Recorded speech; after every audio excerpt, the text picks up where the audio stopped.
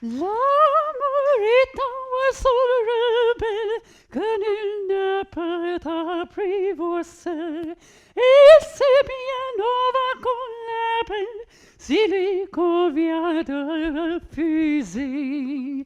Nice to meet you all. I am the classical DJ of TEDxUTAR today. I'm YiLing. Nice to meet you all. Just now on the list, what I sing to you is from Carmen, the opera by a French composer Bizet. And the character was Carmen, a lady who is in love with a guy, and we talk about the sacrifices of love and the story of bull and bullfighter. So there was the ladies and the love. Who would sacrifice for love, and would you die for love? Now, let me introduce you to myself a little bit. I am currently a lecturer of UiTM, a music lecturer, obviously. I know I may not look like one. Okay, and then I'm also a PhD student and opera singer at the side. And I wouldn't say at the side, I actually do it quite a lot. And then I have also another identity which is quite celebrated. I'm a mother of Opera the cat. So this cat particularly is a Orient in Malaysia. It's Orient, so it's an orange cat that I pick up on the way to my opera rehearsal. And it was just a stray cat that quite vocally that make a sound of, if you know music, that it often doesn't make a sound of meow. It just does. So it's a perfect fourth sound. So it's a singing cat. I doesn't purposely train it, but maybe he has the influence of operatic singing, living so long in my house. Anyway, so what is opera? So, well, stereotypically, we would like have different like level of understanding opera. So the layman would say, "Oh, opera, is it that one that can break the glass, huh?" Well, right, this is the common understanding of opera. Okay, oh, you sing very high notes and then break the glass, right? Okay, right, so, well, let me try later, okay? And then the other level up of knowing opera is, opera, right? They always sing the high note and then die, ma, right? Yeah, something like this is very close. And then what we do here is actually make opera known to more people, all right? So, the brief history of opera. Okay, so it was starting in the era of what we call Renaissance. Renaissance is the rebirth of the art form. And then it was known that the aristocracy has more affinity to this high arts. And then, but nevertheless, I want to bring you to go through a little tour of opera. So what is opera and what does it tell about? It's not only high notes and die for sure, and then we sing that doesn't purposely make the glasses break. Okay, so that is a very high art form which includes combinations of architectures. You need to build the stage sets. You need the musicians, like over 50 of the musicians, who knows, and you need the dancers to be there. You need the storyline, and then to write the libretto or the lyrics, and you need the literature to be there, and then you need the stage director to make a good staging for you, and you need a choreographer, you need the drama skill, you need the acting skill to ensure that the story is conveyed, whether or not which language it will be. Often the opera is sung in foreign language, or even is sung in English in such a high pitch you may not even understand what do they sing. So without the acting skill and without everything is not possible. And then with the acoustic that is specially built for what we call opera houses or concert hall, then the singers can go without a microphone and still can project a voice out there. It's a very high combinations of arts. But nevertheless, let's bring you through the Renaissance. And what we're talking about the Renaissance opera on the far right on the pictures is what they think that at that time, before the Renaissance, there's a lot of music, mainly on the sacred side. So what we saw sacred side is all the texts about worshipping, and all the texts about only, you don't acknowledge the human needs, you only sing to God what you need to praise. But during the Renaissance time, there is what we call ars nova in Latin. What this is called a new art. It's the starting of a new art where people start to recognize that the literature is so important, and they did even discover that a lot of Greek mythology is worthy to become a title of the opera or even become the storyline of the opera. And then there comes the musica humana, this idea is also like music for the human. So therefore, the human feeling is acknowledged at this point. And then you sing about the death, you sing about the possible mythological character. For example, you sing about the Orfeo and Eurydice, and the story, and can tell you very briefly, is this Orfeo guy is a good singer, but unfortunately the wife was bitten by the snake and died. And so, because Orfeo can sing very nicely, okay, yeah, can sing very nicely is one point, okay, remember this. The wife was sent to Hades, to the underworld, and then because Orfeo is singing very nicely, so he was given the chances to bring the wife to life with the promise that in the way from the underworld to back to the real world, he is not allowed to talk to the wife. So think about that. What would happen? If you are a wife, would you allow your husband not talking to you for like how many days? Will you even question? Yes, so unfortunately, Eurydice died and sent back to the underworld. So it resonates again, sing very high notes and die. This is one of this. Okay, and then to the Baroque period, where this high arts go very famous, your Handel, Bach, all these composers, they do a lot of operas about the real historical persons, like heroes. So for example, Julius Caesar, Cleopatra, all of these are in the opera. Now again, whether they die or not, I encourage you to explore more. And next, down to the classical, it's come very much like from the mythology towards the unreachable high level of persons that you may not even know their stories, down to earth now. In the classical period, there's a lot of sarcasm opera did by the famous genius Mozart to bring a real fact on what the society is really like. The feudal system went really bad, where the maid has to offer the first night to their boss, and a lot more, changing wife, extramarital relationship, all of these are real struggle of the social. So Mozart himself make opera to bring the social awareness in a way that is more entertaining, but you have to be thoughtful. So listening to music and watching opera is not only listening to how high the singers can sing and break the glass. Again, so all right, and Mozart worth mentioning that you can see the triangle, the three flats on the far end. That is what we call in music, what we call E flat major, and with the three flats there. So Mozart, once upon a time, was a Illuminati, if you know what I say. So, and then he uses an opera, which called The Magic Flute. Sounds like a children's story, but no, it's not really. So it's talking about how he acknowledged himself as one of the Illuminati, and how does the enlightenment of the thought would bring more knowledge to human being. So the three flats there being the symbol of the Illuminati in himself, as well as also the triangle is also the absolute balance in mathematics, that's what we call. And then for the three sides, it reflects that in the storyline itself in the opera. The three ladies, the three spirits, and the three flats, and everything is in three. And all of you know about the Queen of the Night aria, the one that goes super high on a high F, unreachable end. So that is the absolute darkness. She represents the darkness.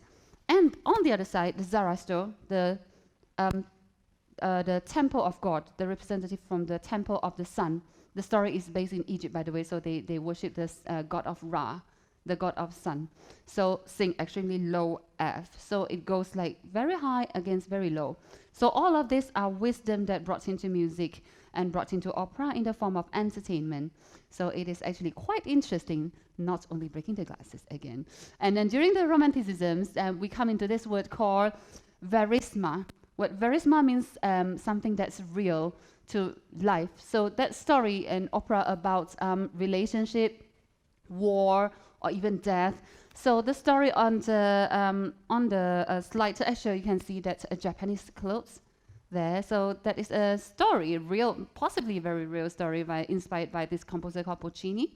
He has a mother as a half Japanese, and then he also sort of like very inspired by the story of during the World War. So the Navy would have come to the Asia, and then they visit the lady as for fun, but unfortunately in the Asian culture then we treat this very seriously. So therefore Madame Butterfly struck very hard by the fact and decided to commit suicide. So again, sing very high notes and die, right? So this is more about the opera that you would know. Now, let's talking about opera. I know the stories are so nice, but how do we understand that and how do we even like digest it down to you? So I always bring the parallel between food culture and opera to you. So just now we mentioned about the opera. It's very complicated, so does the food culture. So how often have you been to fine dining? Well, let me ask you a question. If you haven't been to any fine dining before and you never tested before, and I say pay 1,000 ringgit for fine dining, would you? You may not. But opera is exactly the same. If I ask you to pay for a few hundred of ringgit straight away to the opera without understand what is that, would you even pay for that? My answer is no for myself, right? So my strategy in making opera known is as such. Now, but first of all, understand that the food culture is also quite related. But on the picture there, sometimes I like have a chance to put my hand into the French fine cuisine. I would have very carefully watched on the other side. These leaves can eat. Is this sauce can eat one? Or this is only for pure decorations. If I make a mistake, it may look very funny on me, as if I'm uncultured. So I can understand that you may feel exactly the same by attending opera. Can I cough now? Should I clap now? So that is the issue. Okay, but that is not that scary. It's not that far distance from you. And also, you need table manner as well as fine dining. So we have concert etiquette to be present in the concert. So it all starts in educations, not only educations to the young people, but educations to the general public. All right, then how about a taster? If you have a taster, the chances of you turning to the opera is bigger. Sorry. And so, my idea of taster in opera is actually giving a small quantity of performance in different places. As I mentioned, it can be in the government school, the government university, orphanage, or these outreaching projects can even go into university, as in like UiTM, we have a program called Wisdom Wednesday. So it's like a core curriculum activities, but they are compulsory to be there. So we have taught dentistry students, biology students, accounting students to sing opera. So if they can, who else cannot? And we have even been into Taiwan for a national tour, and we've set up a national choir in Myanmar Music Festival and teach them to sing opera. And something that is very heartwarming to us is, you know, that Myanmar is currently under a war state, and many times that music comforts them so much. So in Malaysia, I feel that I have yet to do enough, so more to come, that I hope that I can do more in Malaysia and bring opera to be known. And my concept is pocket opera. Pocket as in a very small size. Usually opera would involve more than 50 people, or even more than that. Okay, so pocket size, that means that we travel with a packs of less than 10 people into the spaces that quite concise and quite connected to the audience. We do interactions. But when your question is about the quality of it, then I would say that when you go for a supermarket, when they offer you the taster, like my favorite is the Milo truck. The quality of it is completely different. I like that so much. I don't know what they put into the Milo that make it so different. And back home, when I make Milo, it may not be the same. So taster definitely come with high quality, but in a small quantity that lets you taste it. And the affordability is much lower, that if you like it, then you can purchase it much later.